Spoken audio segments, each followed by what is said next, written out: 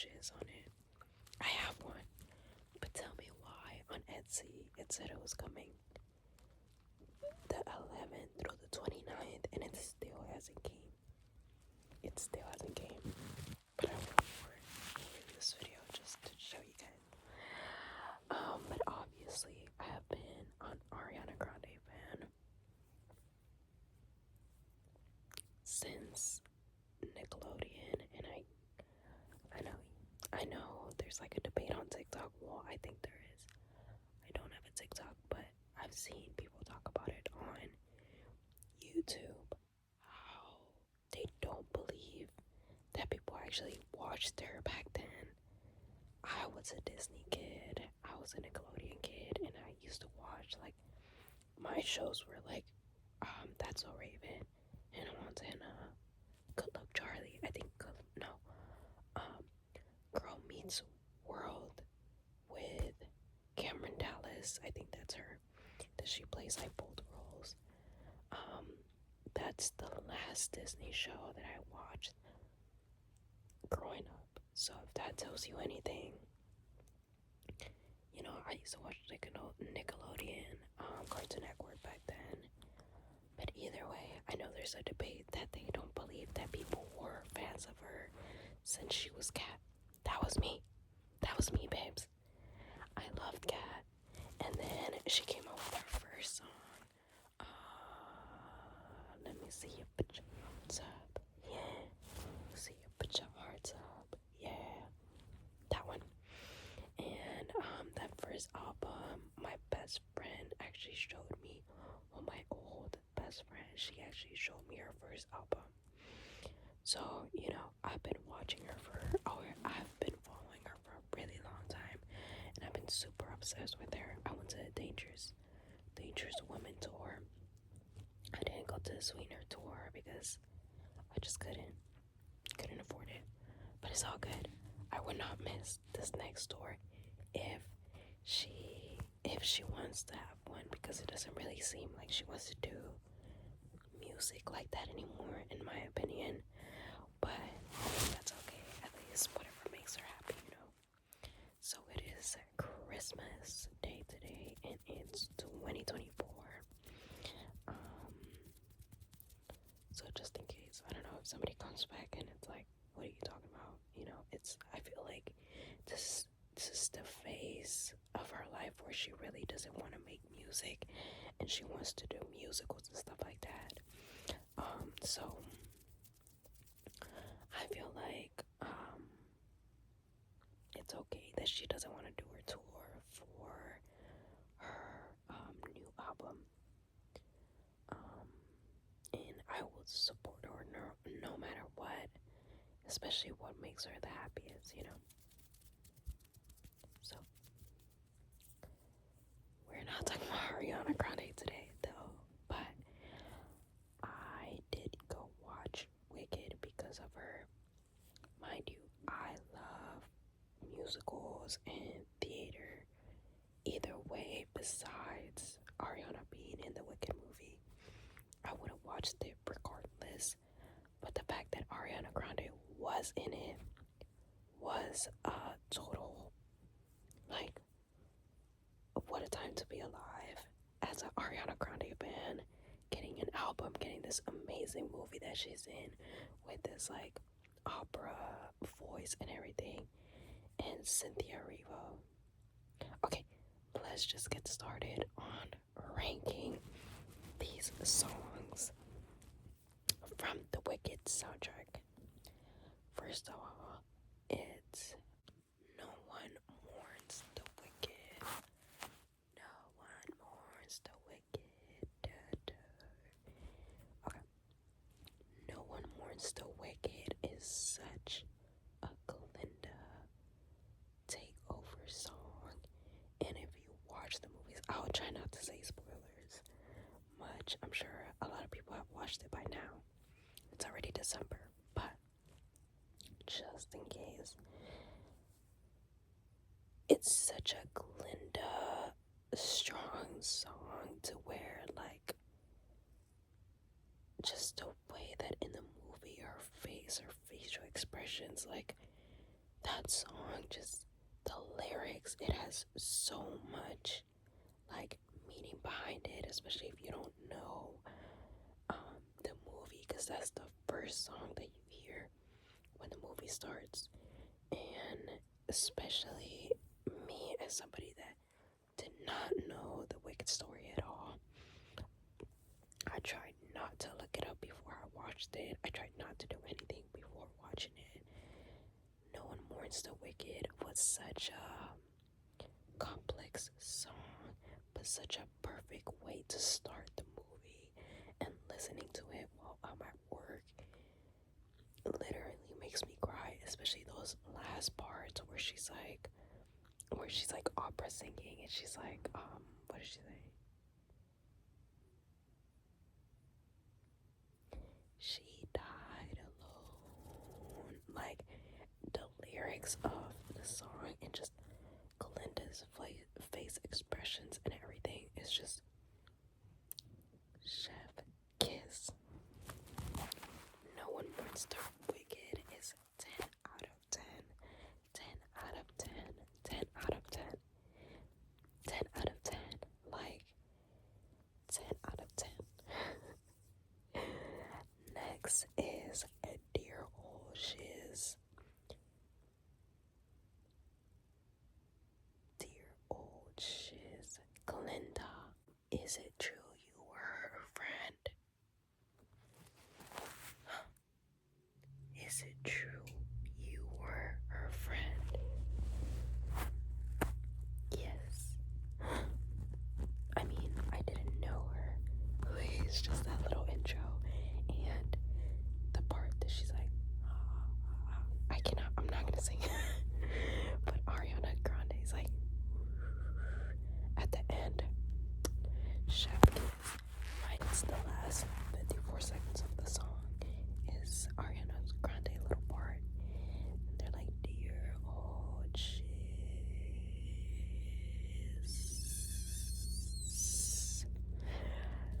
It's just a transition song, so I will give it a 6, just because I love those 54 last minutes of the song, and I like the little dialogue in the beginning. Next song, The Wizard and I. Y'all, The Wizard and I, when I first watched it in the movies, I was like, I clapped. Babes, I clapped when that song finished, and I was like, wait, she had to have she had to have written this song, because the way Cynthia sings it, like, even just thinking about the song, chills. I'm not gonna lie, those last, like, I think like a minute of the song makes me cry every time. The lyrics, just everything, the way that Cynthia sings it is such a strong and beautiful song. Like, I can listen to that song all day, every day, Like,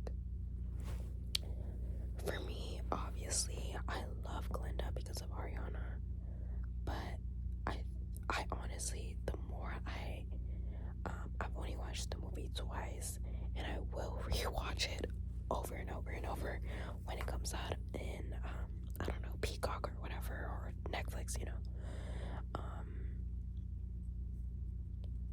but every time I hear that soundtrack and I hear The Wizard and I, it's like Elphaba is my favorite character.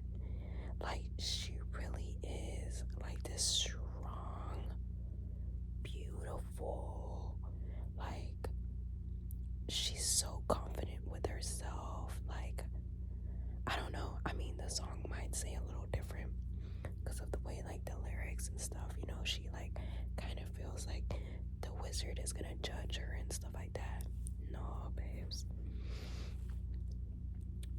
wizard is up to something else. He is not noticing your skin. But, you know, it's just the way she delivers that song. So amazing. And like Alphaba, like, truly is an amazing character. Like, I feel like she's such a perfect role model for the people that always have felt like outsiders. And I heard a video recently where, especially the way that like she's transitioning from like people not liking her, people seeing her different, the way that it just like comes together for her, and like people start calling her beautiful, people start recognizing her and seeing her as a person, that also is hurtful, you know. When you don't know that you're beautiful, when you don't know that you're confident in yourself, it's hurtful and confusing. And I feel like the Wizard and I, like the lyrics of the song and the way that the song comes up and down, it just shows us that like her confidence coming down, and like being an outsider person, and like just wanting to be loved.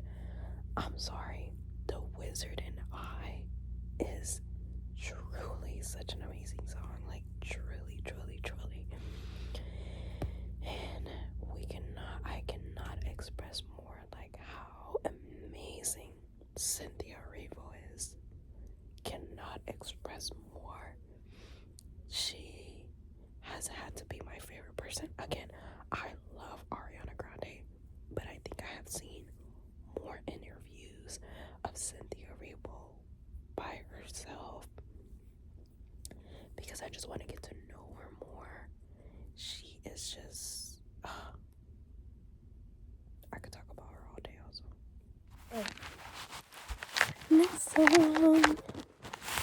Next song is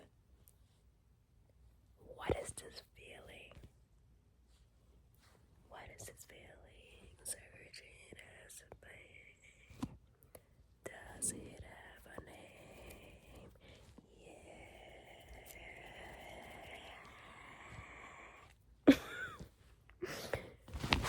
Love. 10 out of 10 song.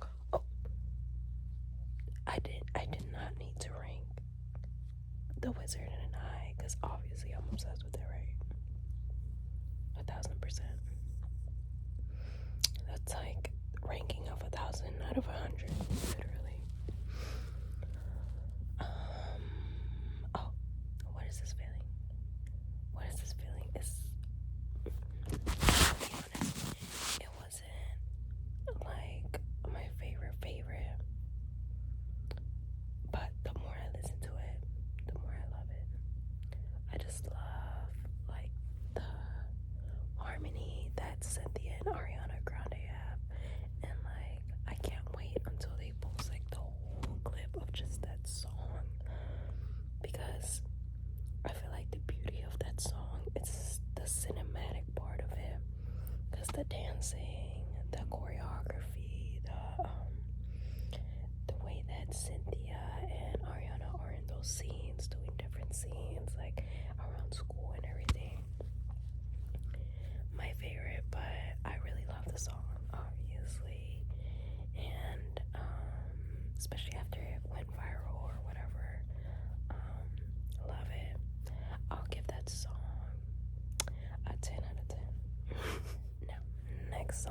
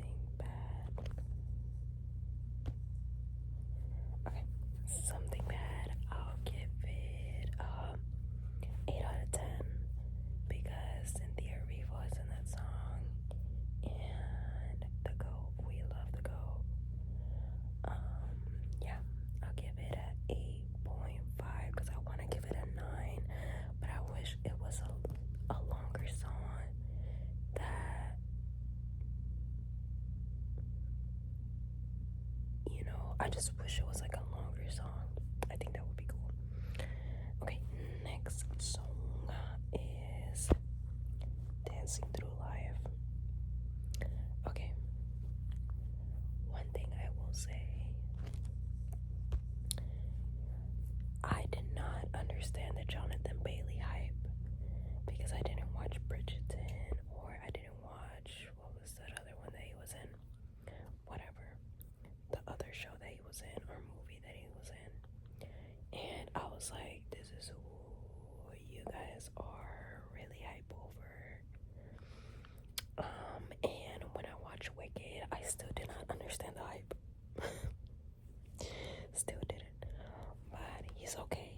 I guess he looks good in one of those like old school suits, you know. So, I guess that's why he was like the perfect hero. But I liked him in Wicked. I feel like I saw him a lot as Jonathan Bailey just because,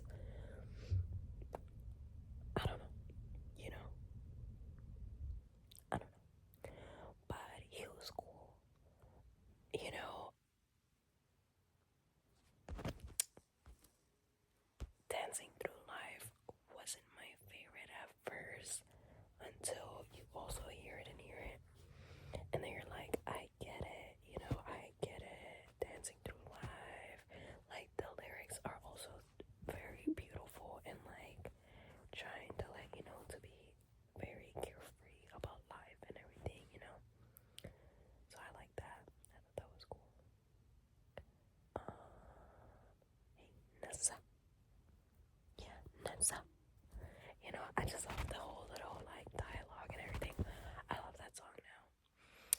Dancing Through Life, ranking of 10 out of 10. 10 out of 10. Next song, Popular. You're gonna be popular. You already know it's an Ariana Grande solo that she fucking killed the fuck down. I don't mean to curse. I don't mean to curse. Oh my gosh. But, chef kiss. To the point where Kristen Chenoweth, sorry if I'm saying it wrong. I just won't even try. To the point where when she first saw the movie and she heard Popular, she was the only one that stood up and started clapping, and it started a whole standing ovation. Come on. Ariana is really that girl. Nothing else to say. That's another 1,000 out of 10. Another 1,000 out of 10. Okay, babes. Another 1,000 out of 10. Another 1,000 out of 10.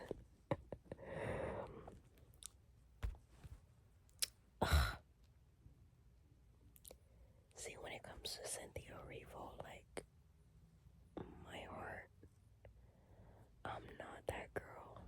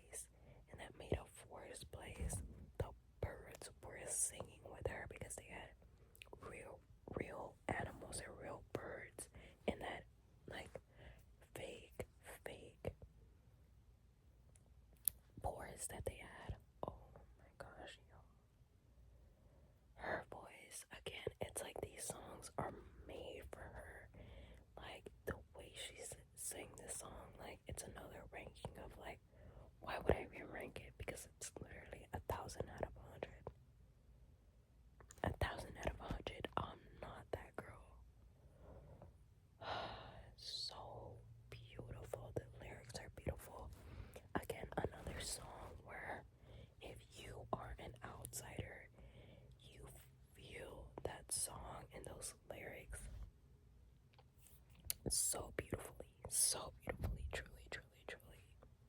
Another 1,000 out of 10 song. Sheesh.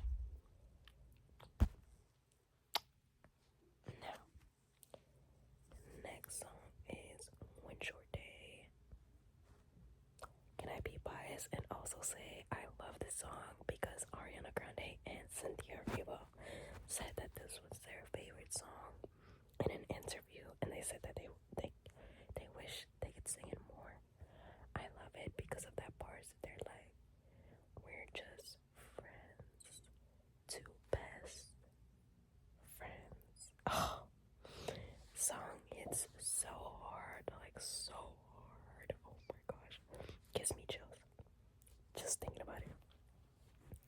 But I will give this one a 10 out of 10, or maybe like a 9.5 out of 10, because it's not my absolute favorite, but it is a song that I like. Next is A Sentimental Man. Okay. Jeff Goldblum obviously is such a king. He played such an amazing role as the Wicked and the Wizard, and I love it.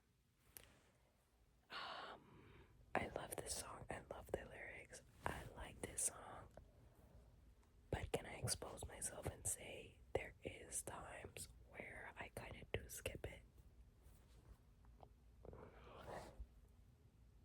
Because I want to hear Defying Gravity.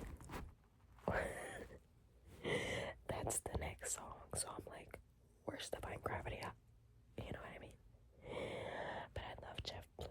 I love how he says that he treats everybody as his children in Oz, you know, in that song. Like, it's so beautiful, and like the little choreography and stuff during the movie is so nice. So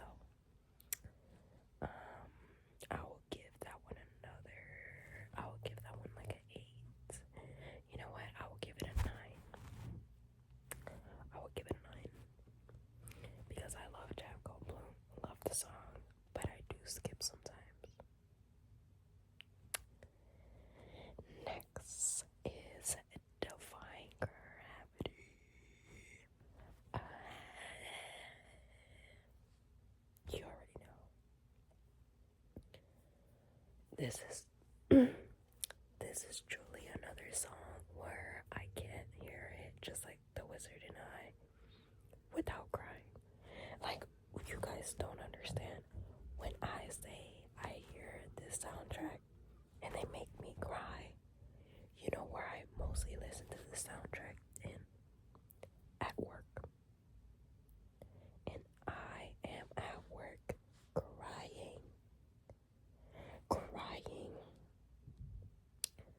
crying to the point where I was like, okay, I gotta stop listening to it because I cry every time. Defying Gravity is one of them.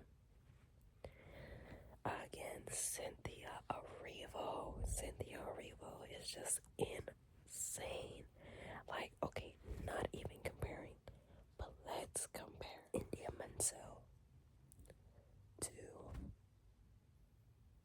Cynthia's Erivo Defying Gravity.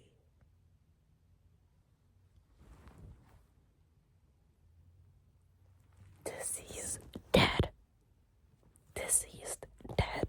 Literally. Like, R.I.P. Cynthia Erivo,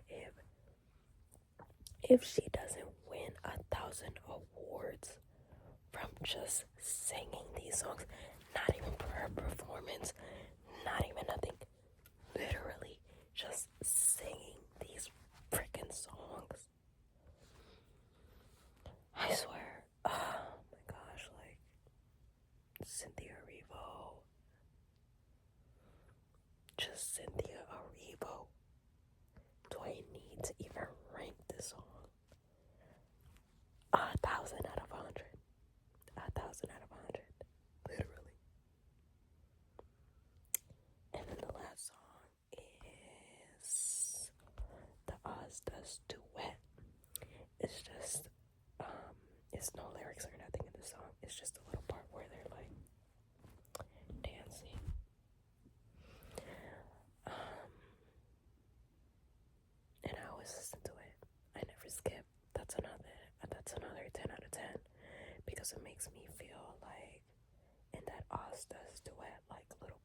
was just like high key the best part of the movie.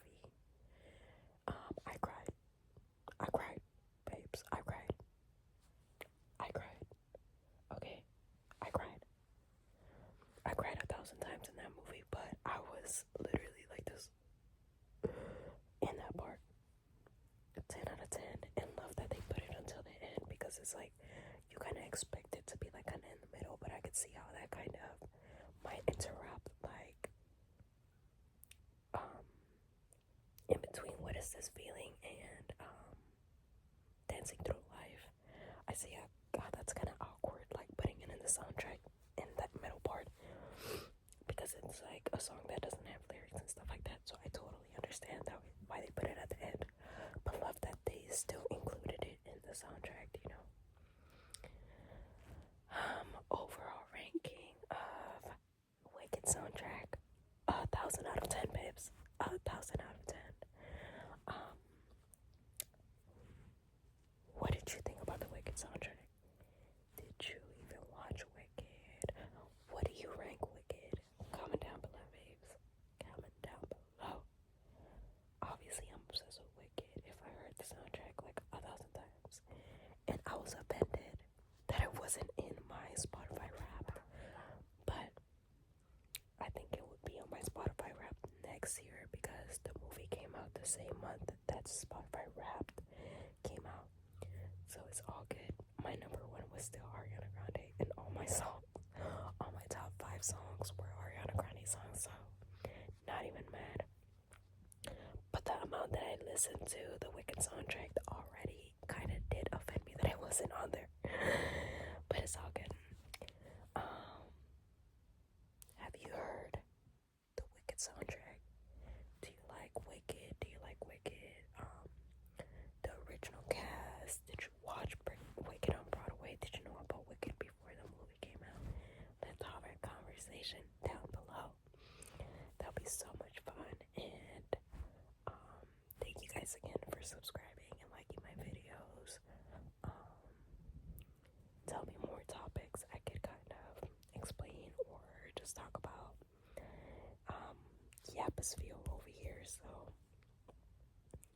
I don't have friends or anybody to talk to, so I would love to just yap to you guys about